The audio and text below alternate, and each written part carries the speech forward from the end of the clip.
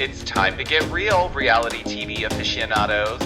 Welcome to the Giorgio Says podcast. I'm your host, the one and only Giorgio Takanakis, and I'm here serving you the juiciest updates on all your favorite reality shows weekly, as well as the hottest pop culture trends, and even exclusive interviews that will leave you wanting more. This podcast will keep you on the edge of your seat.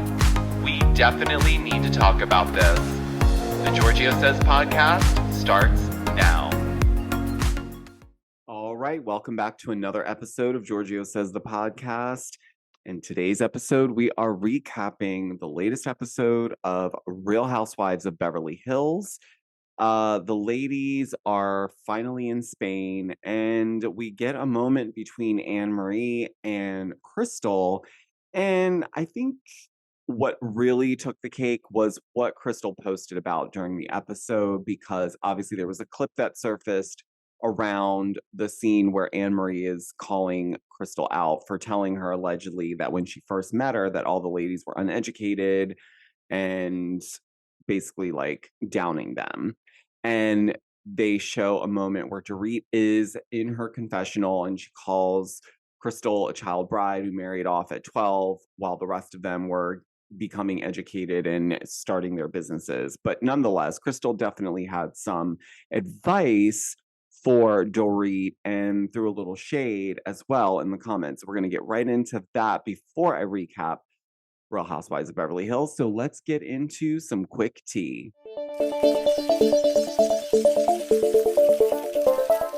All right. So as I mentioned, Crystal is activated. And you know what?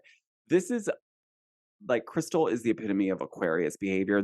I completely, as an Aquarius myself, I relate to the way that, she acts at times. So I'm not saying that she doesn't pull the intellectual card, but to be fair to all the Aquas out there, if you know, we tend to lean in our intellect when we're fighting with people because it is kind of a protective mechanism for us. So I'm not saying it's right all the time. I'm just saying I find it to make the interaction quite interesting because obviously the ladies are not used to Crystal clapping back and being so outspoken, but clearly Annemarie is clearly the one that is getting under her skin. So thankful that we're at least getting more airtime with Crystal. But Crystal made a post on Instagram last night while the episode was airing.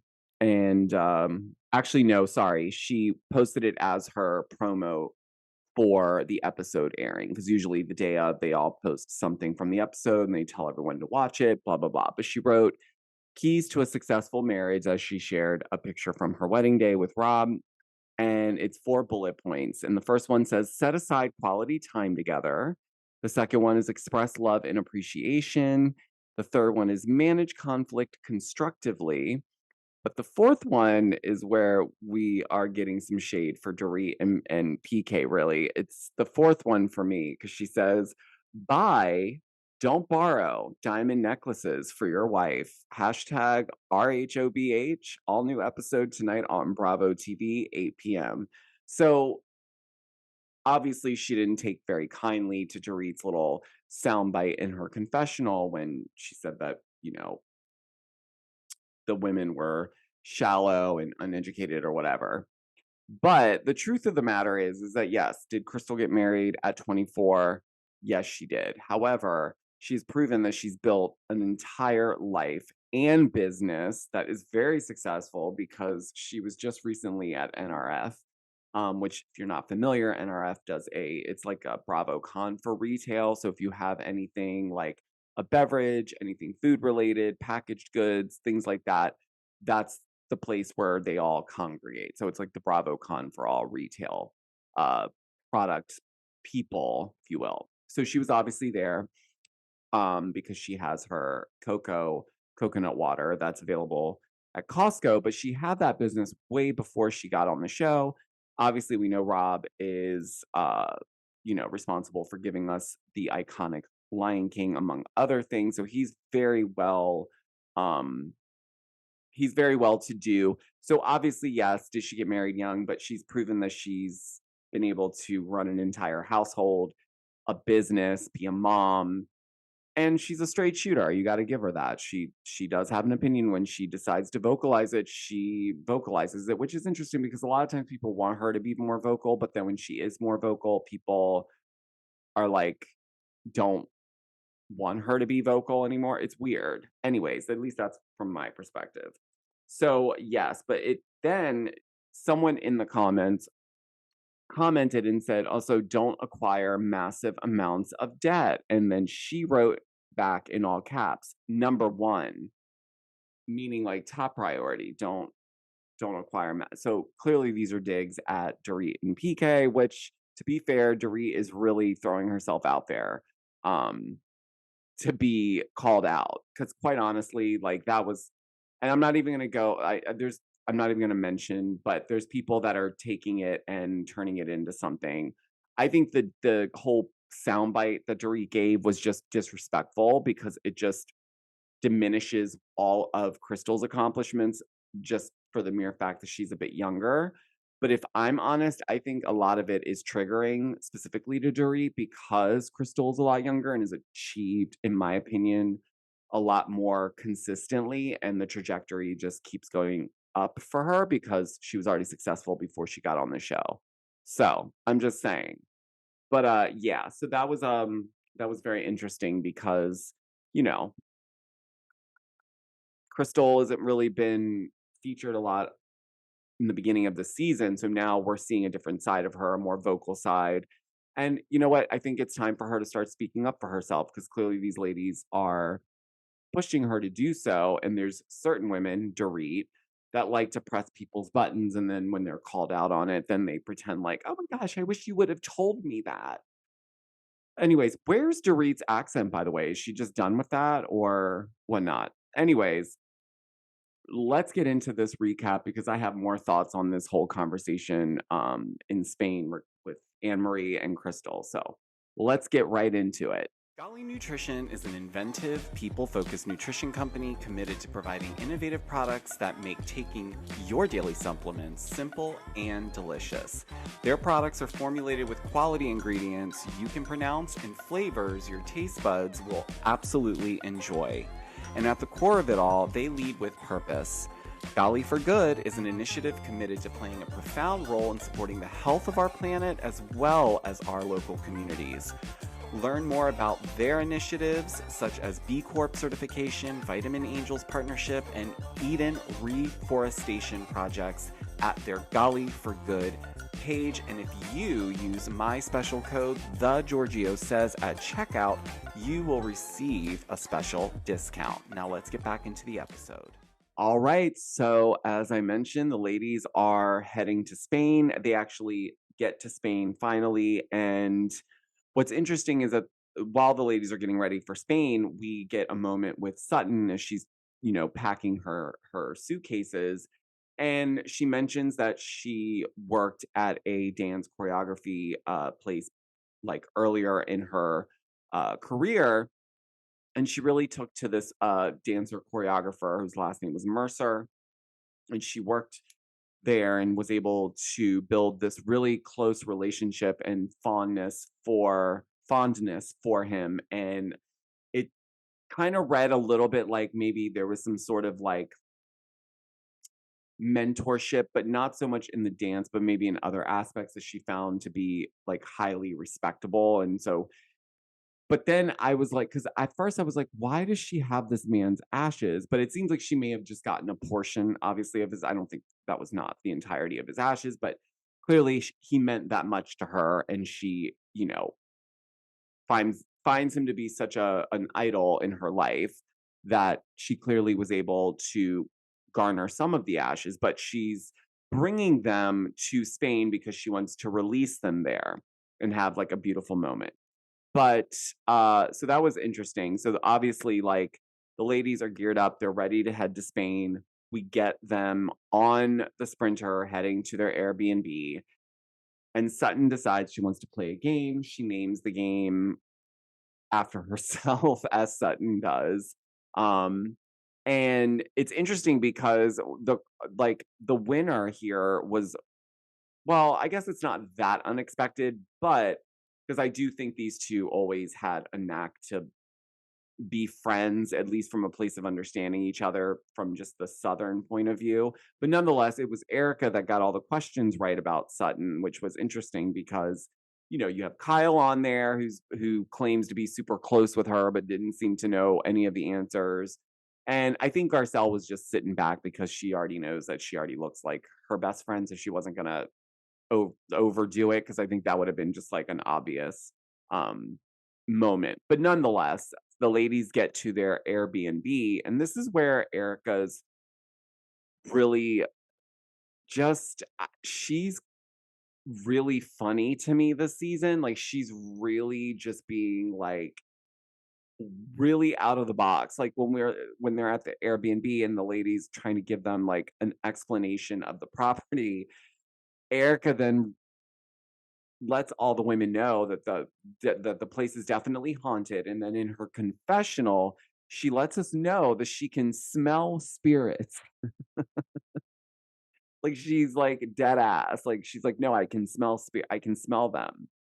And I'm not saying that she can't, but I think it's just funny because it's not something that I expected to come out of Erica's mouth. And so she's just playing into this like quirkiness, like she's medicated in therapy. She's trying to stay chill and not be reactive. So I actually find it amusing and I find it like a breath of fresh air considering, the last couple seasons. Her storyline's been super duper heavy.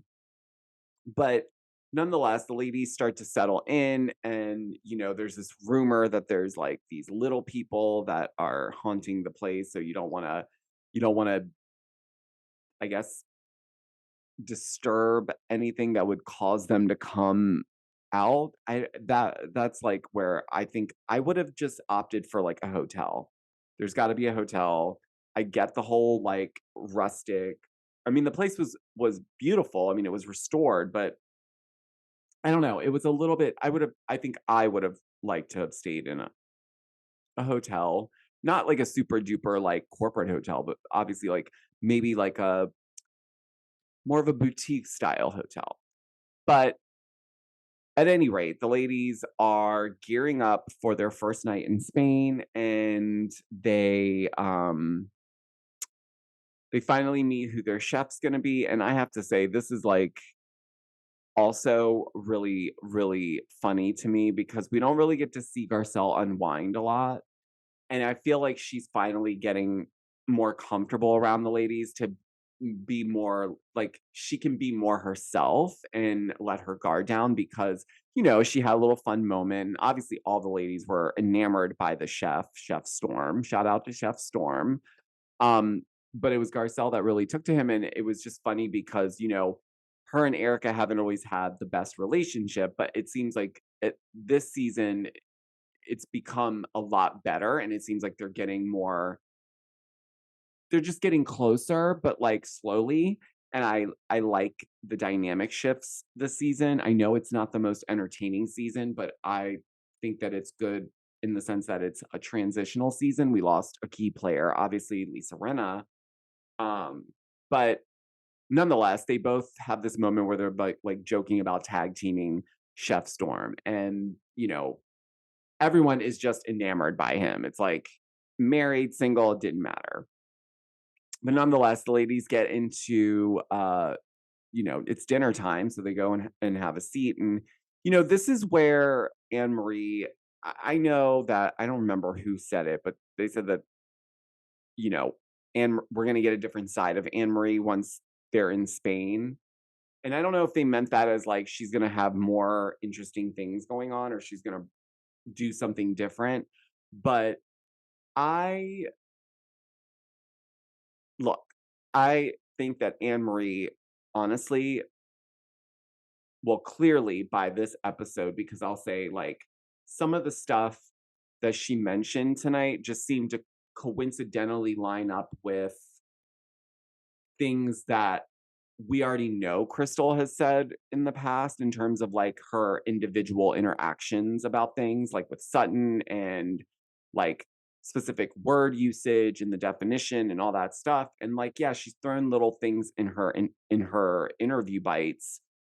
Right. But like we already knew that as a viewer. So it was just really interesting. Well, first off, Annemarie brings up the fact that her and Sutton are in a better place, basically. But then Sutton lets her know that, yes, you apologized for the esophagus stuff. But what I have an issue with is you saying that because I'm single, that I'm lonely and like, basically like desperate. So I I know that the issues between Annemarie and Sutton are probably gonna stay the way they are. I don't think Sutton cares all too much, but I do think that this is her one storyline. They're filming the reunion today, I believe, or maybe it's Friday. Is today the 26th or the 20 no, it's the 25th. I think it's either today or tomorrow they're filming the reunion for Beverly Hills. But nonetheless, I was just thinking there's not been that much going on with Annemarie in terms of like we don't really know all too much about her outside of the fact that her husband rates her 8.5 and she's obsessed with Sutton's esophagus. And now she's clearly gunning for Crystal. But it's the way in which she apologizes about it. It doesn't land. And so even Garcelle's like, well, if this is how you're gonna approach this, then don't even bother apologizing because clearly you clearly feel that way. Like you're not really apologizing. You don't see the error in saying that. And it is kind of elitist, and she kind of gives that energy, like, she has a husband, she's got this lifestyle, if you will, and so she comes off as one of those women that gets married and has kids and then looks at other people around her that don't necessarily have that and almost looks down on them. And that's where the elitist part of her kind of stands out to me. And that's why I think when you go back to the esophagus stuff, it's that same tone. It's this condescending, like elitist, I'm better than you, I know. So it's funny that she's saying that Crystal's behaving in that manner because to me, Anne-Marie's displaying more of that behavior than Crystal just using her intellect to fight with these women. But nonetheless, so then we get to Anne-Marie kind of trying to throw Crystal under the bus seemingly because this story doesn't really make sense to me. And this is why I go back to when I'm saying like we've seen the show as a viewer. So it's not to say that, Anne-Marie didn't go back and watch the show or that Kyle, who, brought her on, didn't guide her on certain things to say. Because I don't believe that Crystal would meet Anne-Marie for the first time and then start in on talking like that about all the ladies. That just doesn't make sense because A, Aquarius people are more reserved. So we're not going to jump if we just meet you, we're not giving up too much information about anything, frankly. We're more observant and we like to observe. And sometimes this is where maybe Crystal comes off as like, quiet or boring. She's not. She's observing her surroundings. I'm not trying to speak for her, but I'm going off of the general, like she's an Aquarius, the personality type of an Aquarius is usually you observe from afar. And then once you know the lay of your land, then you jump in, then you become more opinionated. So that didn't line up for me. It almost felt like Anne-Marie was prepped for this like confrontation with Crystal Kyle because let's be clear, Kyle guided Anne-Marie with Sutton's esophagus, and now it's just coincidental that she's bringing up things that we already these sound bites that obviously they rewind back and okay, fine, she says these things, but they're not like there was nothing in there about socialites. So we're like, what are you like? To me, that already makes it sound like Anne-Marie crafted all this and or took notes watching, the last few seasons before she came on. So it was just like a desperate attempt to keep it going so that Anne-Marie has more camera time, in my opinion. Um, but saying that Crystal owes her a thank you because she's making Crystal relevant is a joke because Crystal's been on the show say what you want about Crystal. She's been on now for 3 seasons. So she's clearly adding something to the group. And Annemarie, you've offered nothing. Like I said, they're filming the reunion this week. And what do we know about Annemarie? I don't really know that much. All I know is she's annoying me. She's annoying a lot of you. Uh, yeah. I mean, I just wish we got to see a little bit different dynamic. Like, not a lot of one-on-ones. Like, let's see her with Dorit. Let's see her like with other people. Like, I just feel like it's all like esophagus, and now it's all Crystal like saying these things. It's always like these secretive like things that Crystal's doing behind the scenes too. Like, oh, these 14 friends that don't talk to her anymore, and like now it's, oh, she's talking badly about the women, putting them down. And here's the thing, Dorit saying what she said in her interview about Crystal being a child bride and, being married off at 12 or whatever was like really unnecessary and rude, because it's like, also, Dorit, you have nothing going on. And also, Dorit, what businesses did you start and are currently running? Beverly Beach, what's going on with that? What's going on with the fashion designer? Where's the fashions? What are we selling these days? Because I haven't seen anything that she's been working on. So to sit there and say something like that, like that's coming from a place of insecurity, in my opinion, because you know that you don't have what Crystal really has. And so that bothers you, and probably bothers a lot of the women, if I'm honest. I'm sure it's triggering because she is much younger and she has a lot of things that some of the women and some of the women don't have. And like I said in the quick tea segment, she's had a very successful business for quite some time before she came on the show. So what I don't get it. It's not like she's living at home with her parents and then, trying to act like she's got a full life. Um, but then, we're obviously in Spain. The ladies obviously get up the next day, and Erica wants to share that, she has a victory moment. And because the women had come at her so hard about these earrings, she wanted to let them know that, basically the ruling was in her favor for this one particular situation with the earrings, but she did not get the reaction that she was hoping for, in the sense that she was expecting a lot more out of the women in terms of, how they reacted to this news, because the fact that it was in her favor and that she wasn't in the wrong.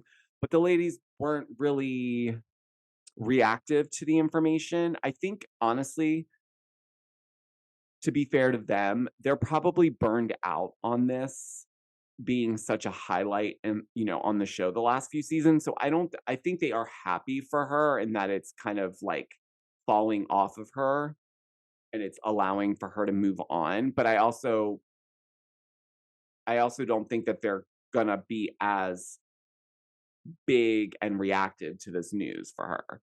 Because I think to them, and like Garcelle said, they're like, she still feels like she should be giving that money to the victims, regardless of her feeling, whether or not she's at fault or not. So there's still a little bit of that like difference in opinion, whereas Erica is really focused on the legal side of it and making sure that like the facts are the facts are the facts, which is not bad. But I think some of the ladies are still attached to the situation on an emotional level, so they're not looking at it the same way. This next part, you guys, I'm not someone who gets car sick easily, but like I wasn't in the Sprinter vans with these ladies because they're now heading to this like special church in Spain. But Crystal gets car sick and she needs to get out of the car immediately. And so she gets out, she does get car sick. Uh and then she realizes that her veins, now I've never heard this before, but her veins were like really popping out, and she was obviously like freaking out. And so coincidentally, it's like, hello, do we have a nurse in the house?